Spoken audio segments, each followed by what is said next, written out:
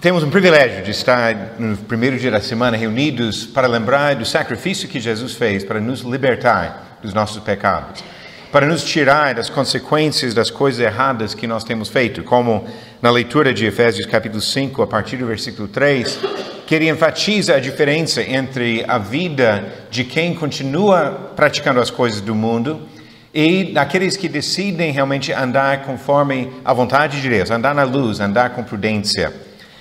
É fácil, às vezes, entender que essa liberdade que temos em Cristo é a liberdade para fazer o que nós quisermos, que não é o ensinamento das Escrituras. Nós recebemos a liberdade do pecado, a liberdade da morte, a liberdade das consequências do pecado. Não significa a liberdade para satisfazer a nossa vontade, mas de fato significa que nós nos tornamos escravos de Cristo, que a nossa vontade precisa ser subordinada sempre à vontade dele e que nós sempre precisamos procurar fazer as coisas que agradam ao Senhor. Com essa pequena introdução, eu quero abordar hoje um assunto que até entre irmãos em Cristo, às vezes é um assunto meio polêmico, de algumas pessoas procurando defender posições diferentes e até incentivando comportamentos diferentes. E nisso, obviamente, eu tenho algumas convicções e eu quero mostrar algumas coisas dessas Escrituras, mas eu quero sugerir que todos nós abordemos o assunto como devemos em qualquer caso, com mentes e corações abertos a ouvir o que a palavra de Deus diz, não defendendo o que nós desejamos, o que nós queremos, e muito menos alguma prática que pode de alguma forma desagradar ao nosso Senhor. Efésios capítulo 5, versículo 18, Paulo disse: "E não vos embriagueis com vinho, no qual há dissolução, mas enchei-vos do Espírito." E quando nós olhamos para esse versículo, e muitas vezes ouvimos alguma coisa em relação à questão da bebida alcoólica na vida do cristão, é comum alguém citar a primeira parte do versículo e dizer: "Claramente eu entendo que embriaguez é pecado, não deve praticar isso." Como se fosse a palavra final e a única palavra sobre o assunto. Mas eu gostaria de abordar esse assunto de uma forma mais abrangente, lembrando que nós, como cristãos, tomamos escolhas em nossa vida que são importantes. Muitas vezes Deus apresenta contrastes, onde Ele diz que devemos fugir de uma coisa e correr para outra coisa. Aqui a questão de não vos embriagueis com vinho não fica sozinho. Está no meio de um contexto e especificamente no mesmo versículo ele apresenta um contraste. Como também observamos várias outras vezes nas Escrituras, contrastes entre duas opções. 1 Timóteo capítulo 4, versículo 7. Um dos vários exemplos que encontramos. 1 Timóteo 4, versículo 7. "Mas rejeita as fábulas profanas e de velhas caducas, exercita-te pessoalmente na piedade." Rejeita uma coisa e busca outra coisa. 2 Timóteo, capítulo 2, versículo 22. "Foge, outro sim, das paixões da mocidade. Segue a justiça, a fé, o amor e a paz com os que de coração puro invocam o Senhor." Foge de uma coisa, segue outra coisa. A mesma ideia que encontramos em Tito, capítulo 2, versículo 12. Tito 2, 12. "Educando-nos para que, renegadas a impiedade e as paixões mundanas, vivamos no presente século sensata, justa e piedosamente." Renegando uma coisa para viver de outra maneira. Contraste. E nós encontramos um contraste semelhante nesse versículo de Efésios 5, versículo 18, onde ele não fala apenas de "não vos embriagueis com vinho", no qual há dissolução, mas "enchei-vos do Espírito." Ele está basicamente apresentando um contraste aqui. Vai tentar se encher e satisfazer com vinho, ou vai se encher e se satisfazer com o Espírito Santo? E é um contraste que nós realmente precisamos observar, que leva em duas direções diferentes. Existem duas maneiras aqui, de nos encher. E vamos observar um pouco sobre isso, especialmente no que ele está avisando a evitar quando fala de não se embriagar. Quando se trata da questão da bebida alcoólica, devemos pensar sobre a nossa abordagem ao assunto. Muitas pessoas abordam esse assunto fazendo de tudo para se defender. A defesa mais comum é: mostre para mim no versículo que diz que eu não posso tomar uma cerveja. É uma defesa. Porque a pessoa já está com a decisão, eu quero tomar, a não ser que você mostre para mim uma proibição específica dizendo que eu não posso. E assim, muitas vezes a defesa vem no sentido de procurar alguma desculpa. Mas a igreja tal permite que as pessoas bebam, então por que você vai dizer que tem algum problema nisso? Ou nós temos a liberdade em Cristo e alguém está querendo colocar limitações, regras na vida dos outros. Ou às vezes alguém vai por passagens em 1 Coríntios, tira completamente do contexto, abusa o significado do texto e diz todas as coisas são lícitas, mas nem todos convêm. Pessoas que usam esse argumento quase nunca têm examinado o contexto para entender o que o texto diz, porque estão tirando completamente de um contexto. O fato que a Bíblia condena a embriaguez, ou muito vinho, e alguns deduzem então, se tomar um pouco e não chegar ao ponto de embriaguez, não teria problema nenhum. Mas é de fato isso que as Escrituras ensinam? Ou o argumento baseado no milagre de Jesus? O primeiro milagre que Jesus realizou foi de tornar água em vinho. Então, como que alguém vai condenar vinho? Se Jesus mesmo fez centenas de litros de vinho para pessoas numa festa, como que alguém pode questionar a ideia de beber alguma bebida alcoólica? Agora, a pergunta que nós temos que examinar em nossos próprios corações. Esses argumentos vêm de corações que querem agradar a Deus, que querem ouvir todas as coisas que Deus tem dito sobre o assunto, ou vêm de corações que querem justificar uma prática que agrada ao homem? Precisamos ver a quem estamos servindo em nossas atitudes nessas coisas. Quando nós falamos sobre a questão da bebida, não é uma questão da igreja criar doutrinas ou regras, mas a igreja tem a obrigação de seguir a doutrina de Cristo, de rejeitar qualquer doutrina que não vem dele e de ensinar o que realmente vem da palavra de Deus. Então a pergunta que nós precisamos fazer, o que a Bíblia ensina sobre a bebida alcoólica? O que nós encontramos nessas escrituras sobre esse assunto? Vários fatos são evidentes nessas escrituras. Primeiro, como nós já temos citado em Efésios 5, versículo 18, vamos observar que outros versículos também condenam embriaguez, bebedices, excesso. Gálatas capítulo 5, versículo 21. Na lista que ele apresenta aqui das obras da carne, ele inclui a palavra bebedices.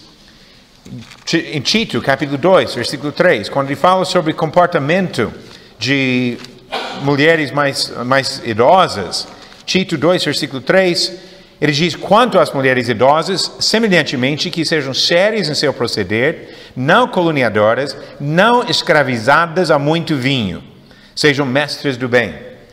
Voltando para 1 Timóteo, capítulo 3, versículo 3, quando ele fala sobre as qualificações de presbíteros, ele diz, não dado ao vinho.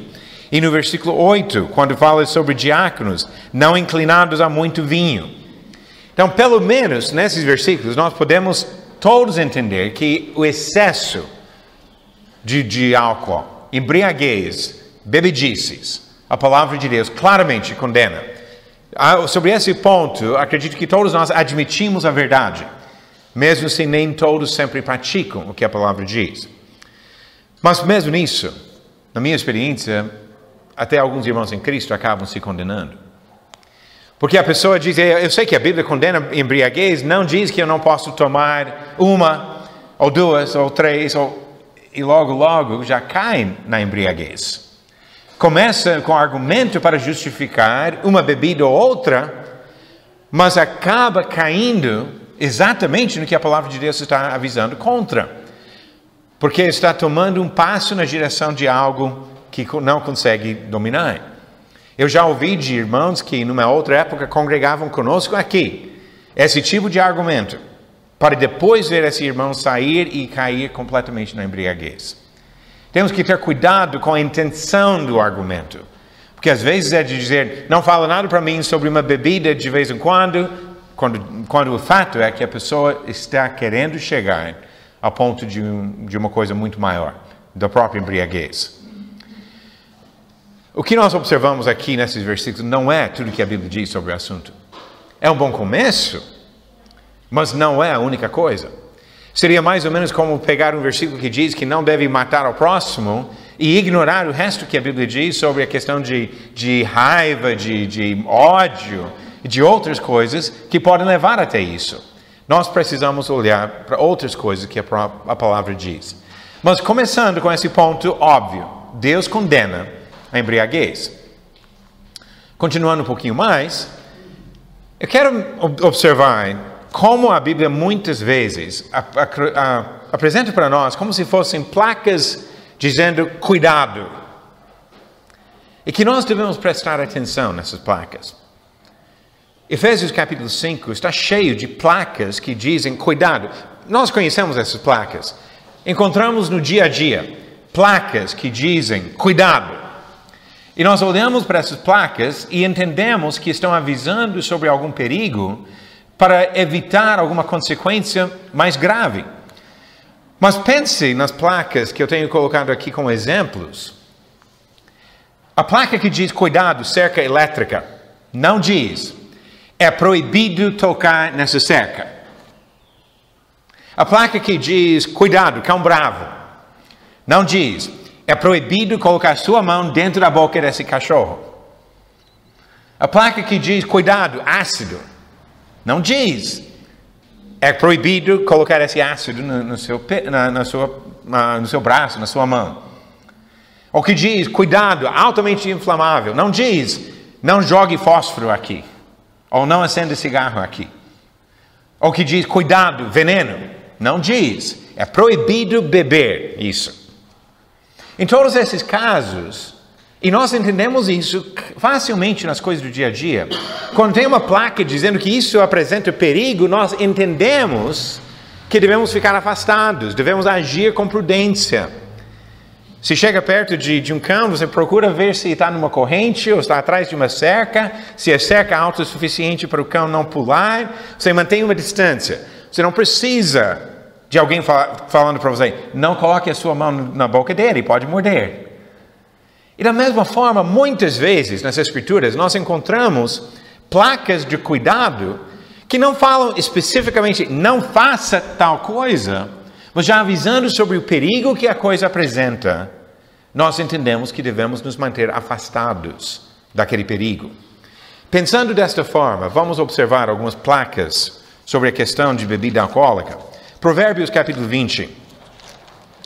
Provérbios capítulo 20, versículo 1.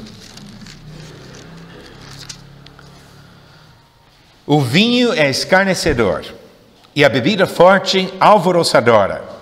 Todo aquele que por eles é vencido não é sábio. Ele não falou, não tome um gole. Mas ele avisou sobre o perigo que traz. Provérbios 23, versículo 29 em diante. Aqui eu vejo como placa de muito cuidado, porque ele apresenta vários argumentos aqui sobre o problema da bebida. Para quem são os ais? Para quem os pesares? Para quem as rixas? Para quem as queixas? Para quem as feridas sem causa? E para quem os olhos vermelhos? Para os que se demoram em beber vinho, para os que andam buscando bebida misturada. Não olhes para o vinho quando se mostra vermelho, quando resplandece no copo e se escoa suavemente. Pois ao cabo, morderá como a cobra e picará como o basilisco. Os teus olhos verão coisas esquisitas e o teu coração falará perversidades. Serás como que se deita no meio do mar e como que se deita no alto do mastro e dirás, espancaram-me e não me doeu. Bateram-me e não o senti. Quando despertarei, então tornarei a beber. Não é uma lista de placas de muito cuidado? Até quando ele diz, nem olhe para o vinho quando está no copo, não está dizendo, mantenha-se afastado disso. O mesmo Deus que disse para não olhar para o vinho, incentivaria seus filhos a beber? O mesmo Deus que disse a não olhar para o vinho, faria centenas de litros de vinho alcoólico para entregar para as pessoas para beber? Nós temos que ser honestos na nossa abordagem a esses assuntos para ver realmente a intenção do nosso Senhor em nossas vidas. Quando se trata da questão da bebida na Bíblia, devemos entender alguns fatos. Várias práticas de beber são coisas condenadas como procedimento do mundo. Eu quero mostrar em 1 Pedro capítulo 4, porque às vezes, como eu falei, pessoas pegam só uma palavra ou outra, embriaguez, por exemplo, e dão a impressão que é só isso que a Bíblia fala sobre o assunto. Mas existem outras palavras que falam até especificamente sobre a bebida. 1 Pedro 4, versículo 3. Talvez alguma coisa passe despercebida na leitura no português. Na leitura que eu estou usando desta versão aqui, diz: porque basta o tempo decorrido para terdes executado a vontade dos gentios, tendo andado em dissoluções, concupiscências, borracheiras, orgias, bebedices, em detestáveis idolatrias. Muitas vezes, na leitura desse versículo, talvez nós observamos em relação à bebida, somente a palavra bebedices. Mas o fato é que tem 3 palavras nesse versículo que tratam da questão de bebida alcoólica.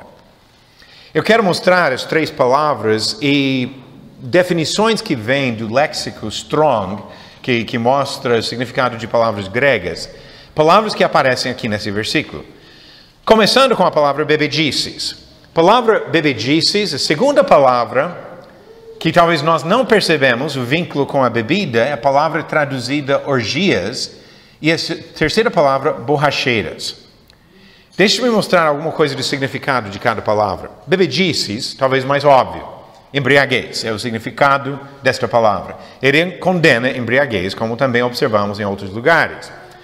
Agora, a palavra traduzida orgias vem de uma palavra grega, komos, que significa orgia, farra, procissão noturna e luxuriosa de pessoas bêbadas e galhofeiras que após um jantar desfilavam pelas ruas com tochas e músicas em honra a Baco ou algum outro deus, e cantavam e tocavam diante das casas de amigos e amigas, por isso usado geralmente para festas e reuniões para beber, que se prolongam até tarde e que favorecem a folia.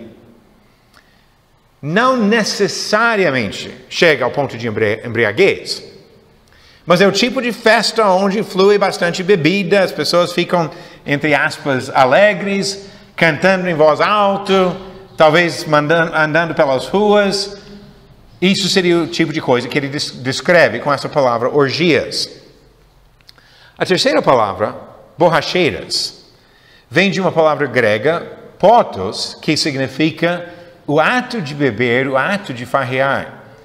Algumas maneiras de explicar isso é a ideia de virar o copo, como se estivesse tomando um pouco de alguma coisa. Não uma coisa necessariamente que vai ao excesso de uma festa, ou muito menos embriaguez, mas participando mais no ambiente social de uma bebida. O que nós observamos? Não é somente embriaguez, mas a prática de beber como participação social, no ambiente de festas que Deus está condenando. Que Ele está nos alertando sobre perigos que essas coisas trazem e dizendo que não devem fazer parte do nosso serviço ao nosso Senhor. Mas quando nós olhamos para coisas assim, 1 Pedro 4 ou Provérbios 23, ainda vêm as objeções para dizer, mas eu não vejo problema, eu acho que pode beber sim. E muitas vezes, algum argumento ou outro, tentando defender isso nas Escrituras. Por exemplo, a Bíblia fala de vinho e nem sempre condena. É verdade. Muitas vezes na Bíblia nós encontramos a palavra vinho num contexto positivo, como algo que as pessoas bebiam até que davam para a criança beber. Isso deve nos alertar para pensar sobre o que significa a palavra. Nós sabemos que algumas palavras têm mais de um significado. Eu estava numa pequena conversa ontem que surgiu a questão sobre a palavra adorar. Adorar tem um significado do que nós fazemos dando louvores, dando honra para Deus na nossa adoração. Adorar também tem outro sentido que significa gostar de alguma coisa. Num sentido, nós falamos que adoramos a Deus. Em outro sentido, embora às vezes nós procuramos evitar isso para não criar confusão, mas muitas pessoas usam a palavra no dia a dia, adorar, simplesmente dizendo que gostam de alguma coisa. Tem pessoas que dizem que adoram chocolate, não dizendo que acham que chocolate é um Deus. mas simplesmente que gostam disso. Nós entendemos que a mesma palavra pode ter mais de um significado em contextos diferentes. É o caso da palavra traduzida vinho no Novo Testamento, que essa palavra vem de palavras que identificam o produto da uva. Essa palavra pode significar vinho com álcool, ou pode significar suco da uva, que não tem álcool. A palavra em si não identifica. O que nós temos que observar quando encontramos a palavra é como que ela é usada, qual contexto, o que o contexto está dizendo. E mesmo quando eles usavam vinho com álcool no dia a dia, não era nada igual ao vinho de hoje.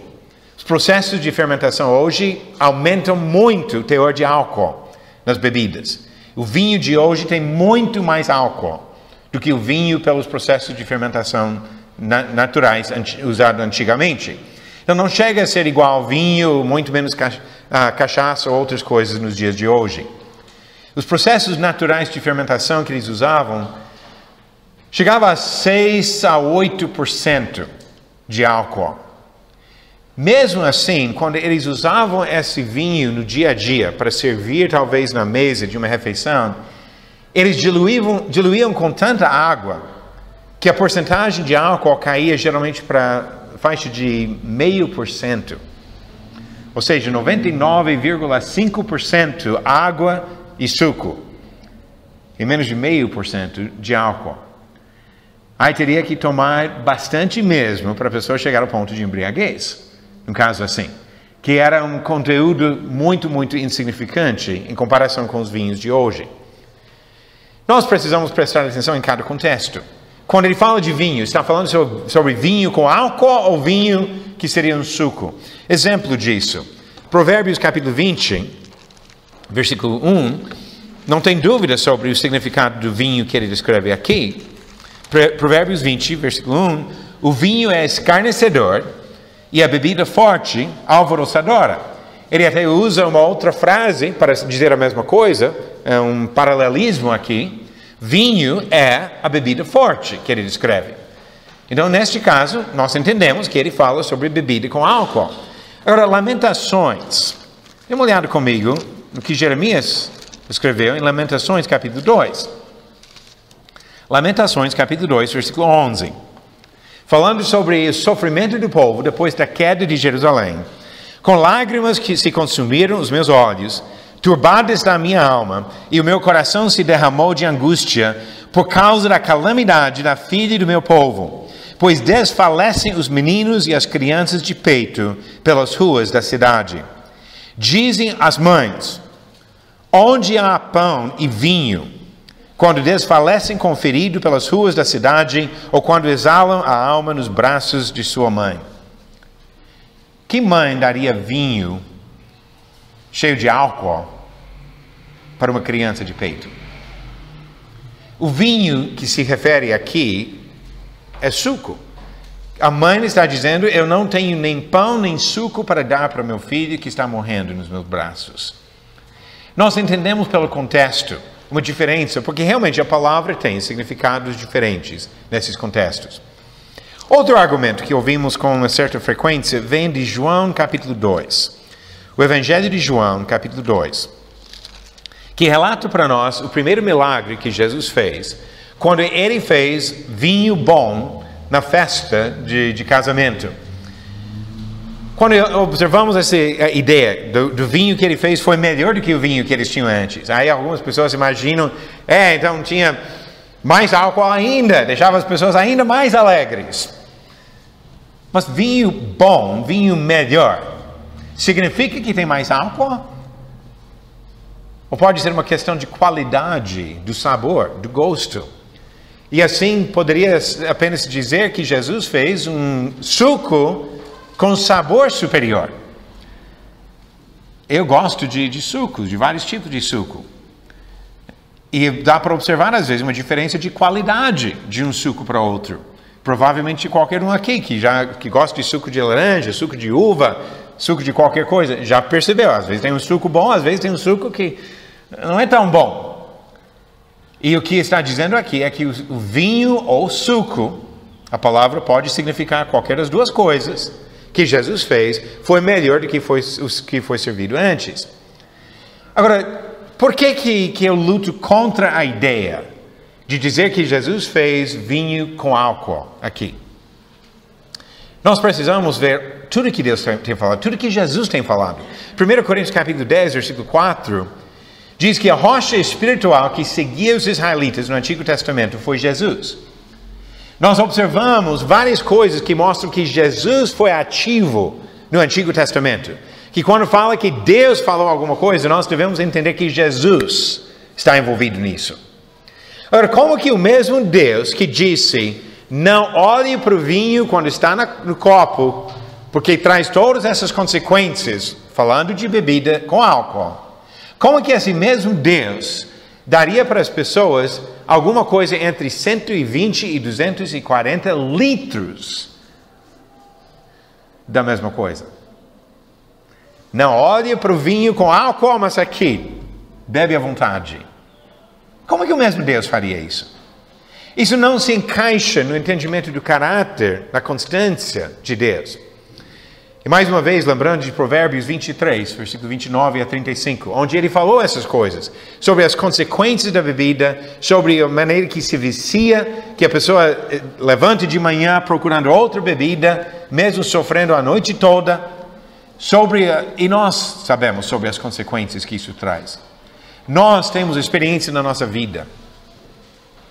Alguns aqui provavelmente já perderam entes queridos por causa da bebida, de uma forma ou outra. Talvez um motorista bêbado que provocou um acidente que tirou a vida de alguém. Talvez a própria pessoa bebendo, destruindo sua saúde. A maioria de nós tem algum caso na própria família, talvez, onde chegou a isso. Provérbios 23, do 29 em diante, está avisando sobre esses perigos e nós devemos observar o que o Senhor diz para nós. Outro argumento que é usado às vezes vem de 1 Timóteo capítulo 5. 1 Timóteo capítulo 5, versículo 23. Paulo disse para Timóteo, não continues a beber somente água, use um pouco de vinho, por causa do teu estômago e das suas frequentes enfermidades. E às vezes pessoas baseando nisso procuram justificar a bebida no contexto social por prazer próprio. Primeira coisa, ele está dizendo aqui, tome vinho com álcool ou tome suco no lugar de água ruim? Eu não sei. Sinceramente, eu não sei. Porque o contexto aqui não ajuda tanto em definir se está falando sobre vinho com álcool ou vinho sem álcool. Então vamos pensar nas duas possibilidades. Se ele está dizendo tome suco ao invés de água ruim, não entra a questão de bebida alcoólica. Se ele está falando sobre vinho com álcool, o motivo aqui é medicinal. Ele está dizendo não tomar vinho porque você gosta de tomar vinho, mas tome um pouco de vinho como remédio, por causa do seu estômago. Agora, quando existe a necessidade de tomar um remédio que inclui um teor de álcool, eu não conheço ninguém que diria que isso é pecado. E se Paulo está dizendo isso para Timóteo, nesse caso, uma receita médica, tudo bem. Eu vi esses dias uma irmã em Cristo, que eu respeito bastante, uma pessoa que procura servir ao Senhor, dizendo que ela favorece, em alguns casos, a legalização de maconha. Por motivos medicinais. No caso de tratamento de algumas doenças, algumas pesquisas sugerem que maconha realmente ajuda. E ela está dizendo, não que eu quero isso para prazer, mas que ela reconhece que pode ter algum benefício como remédio para algumas pessoas. Eu não tenho opiniões fortes sobre essa questão, mas mesmo se for legalizado, e tem alguns lugares que têm feito isso, que legalizam para o uso medicinal. Agora vamos usar isso como argumento para dizer que nós podemos fumar maconha à vontade agora para o nosso próprio prazer? Usar 1 Timóteo 5, versículo 23 para justificar a bebida no contexto social é a mesma coisa. Ele dá uma receita médica, então agora eu posso beber porque eu vou gostar disso. Não, Timóteo tinha problema de estômago. E Paulo falou para ele tomar vinho, seja suco ou talvez vinho com álcool por causa disso. Não é a mesma coisa do uso social. Outro argumento que muitas vezes surge, 1 Timóteo 3, versículo 8. O contraste que as pessoas fazem aqui é os presbíteros, no versículo 3, não devem ser dados ao vinho. Mas o diácono, no versículo 8, não deve ser inclinados a muito vinho. Então a sugestão que algumas pessoas fazem, se ele condena muito, ele autoriza pouco. Mesma ideia com Tito 2, versículo 3, quando fala sobre as idosas, as mulheres idosas, que elas não devem ser escravizadas a muito vinho. Então podem ser escravizadas a pouco vinho. É o argumento que algumas pessoas usam. Eu estou sorrindo um pouco porque eu acho que já começa a ficar evidente o problema quando nós olhamos para a linguagem que ele usa aqui. Se fosse essa ideia, realmente muito justifica pouco. Se for o caso, olha o problema que nós temos em 1 Pedro, capítulo 4. 1 Pedro, capítulo 4, versículo 4. Por isso, difamando-vos, estranho que não concorrais com eles ao mesmo excesso de devassidão. Sabem o que significa devassidão? Libertinagem. A entrega ao pecado. Então, o que ele estaria dizendo? Não deve se entregar excessivamente ao pecado, mas pode se entregar ao pecado. Faz sentido? Não. Excesso de devassidão é simplesmente uma maneira de dar uma ênfase. Falar de ser inclinado a muito vinho, ou escravizado a muito vinho, é uma maneira de dar ênfase, mas o problema está nas palavras, outras palavras. Inclinados, escravizados. Nós devemos estar inclinados ou escravizados a qualquer quantidade de vinho? A questão está na disposição da pessoa de se entregar para uma coisa. E realmente, pouco não justifica muito, ou muito justifica pouco, desculpe, não, ao contrário. Eu sei, irmãos, que eu não posso mostrar um versículo que diz é pecado tomar uma cerveja. Você nem vai encontrar a palavra cerveja na Bíblia.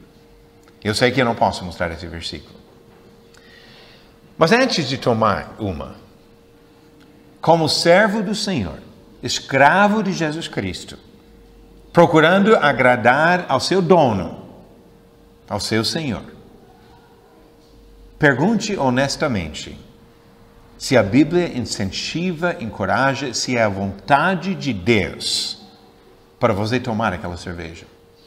Se é a vontade de Deus para você participar dessas práticas, mesmo dizendo que eu não vou chegar ao ponto de embriaguez. Porque quando nós juntamos as evidências, Deus falou várias vezes para evitar a bebida forte. Em alguns casos, totalmente. Pense comigo, algumas evidências aqui. No Antigo Testamento, Levítico capítulo 10. Levítico capítulo 10. Depois da morte de dois homens que agiram sem prudência, Deus disse para os sacerdotes, versículo 8, falou também o Senhor a Arão, dizendo, vinho ou bebida forte, tu e teus filhos não bebereis quando entrardes na tenda da congregação, para que não morrais. Estatuto perpétuo será isso entre as vossas gerações, para fazerdes diferença entre o santo e o profano, e entre o imundo e o limpo.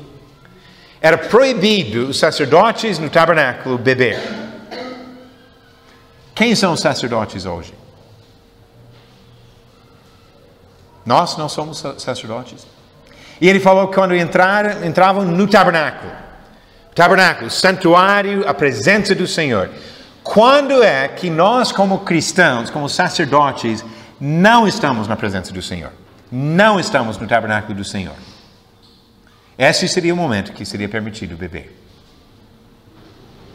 Mas se nós vivemos na presença do Senhor, se nós andamos na presença do Senhor, se nós entendemos que o nosso próprio corpo é o santuário do Espírito Santo, que nós estamos constantemente diante do Senhor, que nós precisamos constantemente do discernimento entre certo e errado. O mesmo princípio não diria para nós nos abster completamente da bebida alcoólica? Outro exemplo, Provérbios, capítulo 31. Provérbios 31. É outra categoria de pessoas, mas eu quero frisar o motivo que ele deu essa proibição. Provérbios 31, versículos 4 e 5.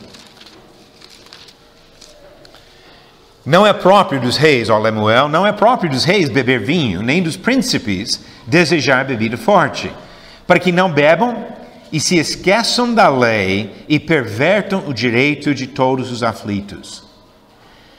O problema, ele diz aqui, quando o rei bebe, ele perde um pouco o juízo e não faz a justiça e não protege os aflitos.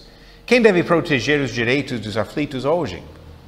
Quem deve ter o discernimento para lembrar da lei de Deus, para aplicar com justiça toda a vontade de Deus em qualquer ocasião, em todo momento?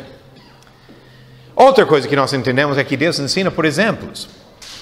Quantas vezes nas Escrituras encontramos exemplos de pessoas que bebiam e tiveram problemas por causa disso? E assim Deus está dizendo para nós, aquela placa, cuidado. Olha o que a bebida faz na vida, até de pessoas, em outros sentidos, pessoas boas. Noé era um homem excelente. Quando bebeu, passou vergonha. O relato em Gênesis 9, versículo 20 e 21, sobre Noé e a bebida, é uma maneira de mostrar uma falha, mesmo num homem bom, mas alerta sobre o perigo que isso apresenta. Ló, quando as duas filhas deram bebida forte para seu pai, a consequência foi uma coisa que deixaria vergonha sobre o nome de Ló para toda a história. Que ele teve relações sexuais com suas próprias filhas, bêbado. Davi sabia do efeito da bebida. Ele tentou manipular Urias com bebida. Então, neste caso, Urias, um gentio, era mais fiel a esse princípio do que o próprio Davi, porque Davi deu bebida para ele não lembrar do que estava acontecendo, para ele entrar e ter relações com a própria esposa, para depois achar que a gravidez dela foi por causa da relação dele e não por causa do adultério que ela cometeu com Davi. Ele sabia que a bebida seria uma maneira de manipular a pessoa, como também as filhas de Ló sabiam em manipular o próprio pai. Quando nós comparamos Provérbios 23 com Mateus 5, para mim uma coisa se torna mais nítida ainda. Mais uma vez, Provérbios 23, versículo 31. Não olhes para o vinho quando se mostra vermelho, quando se resplandece no copo e se escoa suavemente. Não olhes para o vinho, ele disse. Agora olhe para Mateus capítulo 5. Mateus 5, versículo 28, tratando de outro assunto, diz: Eu, porém, vos digo, qualquer que olhar para uma mulher com intenção impura no coração, já adulterou com ela. Agora, o que nós podemos comparar aqui? Para não chegar ao adultério, evite intenção no coração, e para evitar essa intenção no coração, nem olhe. Para não chegar à embriaguez, evite tomar o vinho, para evitar isso, nem olhe quando está no copo. Não é o mesmo princípio? Placa de cuidado, não chegue perto das consequências mais graves que o vinho pode trazer. O sofrimento citado em Provérbios capítulo 23 continua sendo uma placa enorme para nós. Ele fala de doenças, de acidentes, ou nós observamos no sentido maior disso, o sofrimento específico. Quantas pessoas que morrem de doenças por causa da bebida? Quantos acidentes provocados por causa da bebida? Quantas famílias destruídas? Quanta violência contra pessoas inocentes? Como é que eu vou olhar para tudo isso que a bebida traz e incentivar o irmão em Cristo a colocar isso na boca? Diante de todas as evidências que nós temos das Escrituras, se você quer me convencer que eu devo beber, você vai precisar de argumentos bem mais fortes do que esses. Porque as evidências ao longo das Escrituras fortemente falam contra a bebida. E o outro lado da questão, Efésios capítulo 5. Se nós não devemos ficar embriagados, se não devemos nos encher com vinho, ele diz que nós devemos nos encher do Espírito. A questão de embriaguez, já falamos sobre a questão de ser inclinados para o vinho, mas a Bíblia também fala de ser inclinados para o Espírito. Que nós devemos, querendo fazer a vontade do Espírito, querendo agradar a Deus, não querendo nos agradar com o vinho. Inclinados para a carne ou para o Espírito? O contraste que Paulo apresenta em Romanos capítulo 8, a partir do versículo 4, quando ele fala sobre a vida do cristão, da pessoa agora libertada do seu pecado, e diz a partir do versículo 4, a fim de que o preceito da lei se cumprisse em nós, que não andamos segundo a carne, mas segundo o Espírito. Porque os que se inclinam para a carne cogitam das coisas da carne, mas os que se inclinam para o Espírito, das coisas do Espírito. Porque o pendor da carne dá para a morte, mas o do Espírito para a vida e paz. Por isso, o pendor da carne é inimizade contra Deus, pois não está sujeito à lei de Deus, nem mesmo pode estar. Portanto, os que estão na carne não podem agradar a Deus. Essa veemência de defender meu direito de beber representa inclinação para o Espírito ou inclinação para a carne? Qual seria o motivo de tentar tanto defender uma prática assim? Gálatas capítulo 5 não fala apenas da embriaguez, fala sobre a direção da vida da pessoa. Versículo 19. Ora, as obras da carne são conhecidas e são prostituição, impureza, lascívia, idolatria, feitiçarias, inimizades, porfias, ciúmes, iras, discórdias, dissensões, facções, invejas, bebedices, glutonarias e coisas semelhantes a estas, a respeito das quais eu vos declaro, como já outrora vos preveni, que não herdarão o reino de Deus os que tais coisas praticam. Mas o fruto do Espírito é amor, alegria, paz, longanimidade, benignidade, bondade, fidelidade, mansidão, domínio próprio. Contra estas coisas não há lei. Direções da vida, guiados pelo Espírito ou guiados pelo nosso próprio desejo. Nós somos servos de quem? Eu penso às vezes, quando eu ouço pessoas tentando defender a bebida. Alguém aqui já ouviu um cristão dizer: olha, eu quero beber porque a bebida me faz um servo do Senhor mais forte, mais espiritual, mais dedicado. Então a cerveja me ajuda muito a ser um cristão mais fiel. Já ouviu uma pessoa falar isso? Eu já ouvi cristãos tentando justificar a sua bebida. Mas até hoje eu nunca ouvi um com a ousadia de dizer: eu sou um cristão mais fiel porque eu bebo. Eu acho difícil ouvir isso. Porque nós sabemos que a pessoa, quando vai justificando isso, tem que lutar para controlar, para não passar de limites. Se somos motivados pelo desejo de satisfazer nossa vontade, será que estamos realmente agradando ao Senhor? Voltando lá para Efésios capítulo 5, mais uma vez, onde começamos, eu comentei sobre o contexto aqui, que o contexto é muito mais do que só uma regra: não vos embriagueis com vinho. Esse contexto aqui, pode voltar lá para o versículo 3, mas eu vou voltar só para o versículo 15, para observar algumas coisas. Versículo 15, ele fala de andar prudentemente, de ser sábios. Versículo 17, de não ser insensatos, de procurar compreender a vontade do Senhor. Depois de tudo isso, ele diz: não vos embriagueis com vinho. E quando nos juntamos tudo isso, o que ele está fazendo para nós? Colocando várias placas avisando sobre perigo. Uns 10 anos atrás, numa viagem, eu e a Benita paramos num lugar onde tinha um abismo, acho que era quase 300 metros de altura. Parede de pedra dos dois lados. E dava para chegar bem perto de um precipício e se tomasse mais um passo ia cair. Quase 300 metros. Vocês acreditam que tinha placas avisando sobre o perigo? Mas o que eles fizeram com as placas? Perto do precipício tinha placas. Voltando 50 metros, tinha outras placas. Voltando mais 50. E, se não me engano, as placas começaram 200 metros antes de chegar ao precipício. Cuidado, cuidado, cuidado, perigo, para ninguém cair. O que ele está dando para nós aqui? Placa e placa e placa. anda prudentemente, seja sábio, não seja insensato, não vos embriagueis. Antes de chegar no precipício, ele já está avisando para andar com sabedoria, com prudência. Alguém realmente acredita que a prática de beber, mesmo em quantidades pequenas, reflete sabedoria, sensatez e prudência na vida de uma pessoa guiada pelo Espírito Santo? Essa é a questão. Quem está guiando a nossa vida? O que faremos? Juntando todas as evidências bíblicas, o que faremos? Tentar justificar e defender a nossa vontade de beber? Ou reconhecer que a bebida alcoólica não nos ajuda, não agrada a Deus e não deve fazer parte da nossa vida?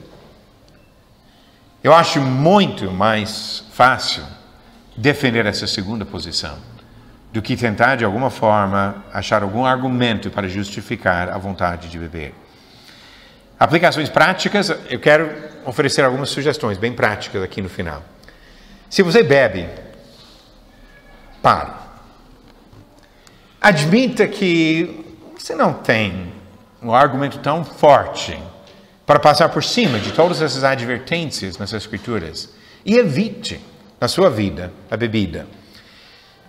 Se tiver problema parando, já percebe que já passou por um ponto mais grave de uma inclinação de ser escravizado. E se precisar de ajuda, procure ajuda. Porque a bebida alcoólica, como outras drogas, tem o potencial de viciar e levar até a morte. Inclusive, a droga que mais mata hoje em dia não é cocaína, é a bebida alcoólica. E nós precisamos reconhecer o perigo que isso apresenta. Se você não bebe, resista às pressões que vêm de outras pessoas. E, infelizmente, de vez em quando, até de irmãos em Cristo, incentivando a bebida. Resista essas pressões. Eu nunca ouvi alguém chegar no final da vida, uma pessoa que tinha decidido na juventude a não beber e que ficou firme nisso ao longo da vida, chega no final da vida e diz: olha, eu deveria ter bebido. A minha vida teria sido muito melhor se eu tivesse bebido. Pessoas não falam assim. Muitas vezes percebe que evitou muitos problemas na vida porque não bebeu, que ficou livre de muitas complicações porque não fez isso. E se você não bebe, não deixe alguém pressionar você para participar de uma prática que vai só complicar a sua vida. Nós todos devemos nos encher do Espírito. E terminando agora, em Efésios capítulo 5, ele continua explicando algumas coisas que podemos fazer para nos encher do Espírito e agradar ao nosso Senhor. Versículo 19, ele continua: falando entre vós com salmos, entoando e louvando de coração ao Senhor com hinos e cânticos espirituais, dando sempre graças por tudo a nosso Deus e Pai, em nome de nosso Senhor Jesus Cristo, sujeitando-vos uns aos outros no temor de Cristo. Se você sofre com a tentação de beber, levante seus pensamentos para o Senhor. Ore para Ele, cante para Ele, adore ao Senhor. Se envolva no serviço aos outros, sendo submisso aos outros. E procure a oportunidade de estar junto com outras pessoas, onde pode louvar ao Senhor junto com outras pessoas, cantar para Ele. Lembrando que Ele deseja para nós uma vida eterna na presença dEle. Lembrando que Ele deseja para nós uma vida eterna na presença dEle.